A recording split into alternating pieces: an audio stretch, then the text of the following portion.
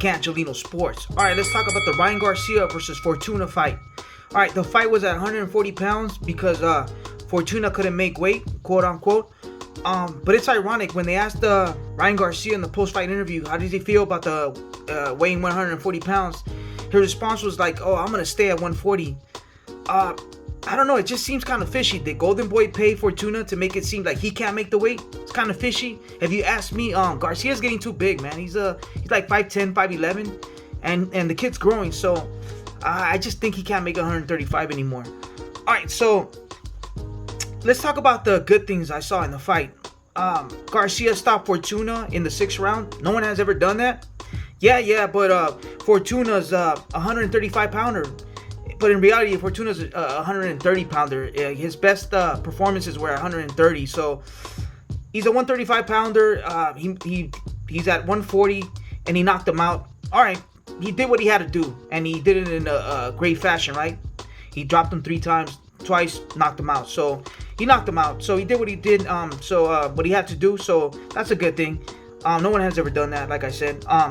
All right, so another thing I saw was the jab. He controlled Fortuna with that jab. He was just shooting that jab, just pss, pss, pss, that piston jab, and it allowed Garcia to control the fight. So that jab, I like Garcia's jab, man. It's fast and it's strong and it's powerful and it's crisp, man. I like that about a fighter. And another thing I saw was traps. I don't know if you noticed, but Garcia was throwing that right hand. He wasn't throwing it with intentions to hit. He was just laying it out there, just poking it out there. The intention was letting Fortuna try to jump at him so he could catch him with that left hook, just that laser check hook he has, and he did. He dropped him twice when he hit him in the temple with that check hook. So those were the little things I saw, and I like it. He was setting a little bit traps. He was throwing that lazy right, expecting Fortuna to jump in and get him with that check hook, just pss, you know what I mean? And a jab and a check hook is key when you're fighting a southpaw. So he has the jab and he has that counter left hook, man, and that's key, especially if he fights Tank, because Tank jumps. He jumps at you. He's boxing, boom, and he jumps at you with that left hook. You know what I mean? So he has that. His defense got a little bit better. He didn't get to display his defense. Fortuna got tired, man. And after the 2nd round, he was in movie only when he was in danger. And I still haven't seen improvement in his footwork, but I'll get to that. Yeah. So let's talk about the bad things. All right, so in boxing, it's common knowledge that a right-hand fighter, when he fights a left-hand fighter, he needs to put his front foot on the outside of a left-hand fighter's front foot or lead foot.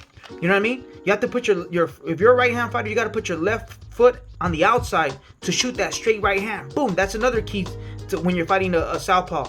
It's not necessarily 100% true. I've seen fighters keep their foot in the inside and still win, and keep it in and also keep it in the inside and lose. And I also seen fighters keep their lead foot on the outside of a southpaw lead foot and have success and lose. So it's not 100%, but it's common knowledge, and it's most likely those are the keys. That footwork, it's keys for the victory. Bam Rodriguez, if you look at him, he does that when he fights right-handers. He puts his foot in the outside, throws that double jab, etc., etc. So when Ryan Garcia was shooting that right hand, yeah, he was poking it, but when he was shooting that right hand with intentions to hit Fortuna, his right hand was just a little off the line of fire, just a little off Fortuna's face, right?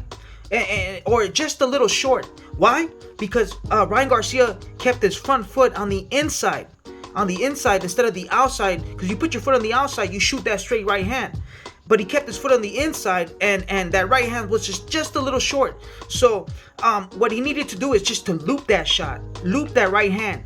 And for example, if you study Canelo when he fought James Kirkland, Canelo kept his foot on the outside, he shot that straight right hand. But when he kept his foot on the inside, the southpaw Kirkland, he shot that right hand, but he looped it a little bit for he could get to Kirkland's face or the line of fire. Because when you have your foot on the inside, the head, Kirkland's face, or the opponent's, the southpaw's face, is just to the side. So boxing is a game of inches and angles, and these little things separate you from being good to being great, to being elite. You know what I mean? The top, the creme de la creme. Floyd Mayweather, he mastered these little angles, these little details. Canelo, man, top of his game. Why? Because he mastered this, and Ryan Garcia hasn't mastered this. So his footwork, I didn't see improvement. And I need to see more angles, more shifts. You know what I mean? And also, he doesn't know how to cut ring, man. He doesn't set traps. I didn't see L steps. I didn't see him control his opponent with his footwork. Fortuna, unfortunately, he died in the second round, third round. He was already tired. It was just too much weight. He's not a 140 pounder, so we didn't get to see Fortuna use his legs. Plus, he's older, so versus Tank, man. Tank's got legs. He's got footwork, man. He's got boxing abilities, as you can see. How he knocks his opponents out, going forwards and going backwards.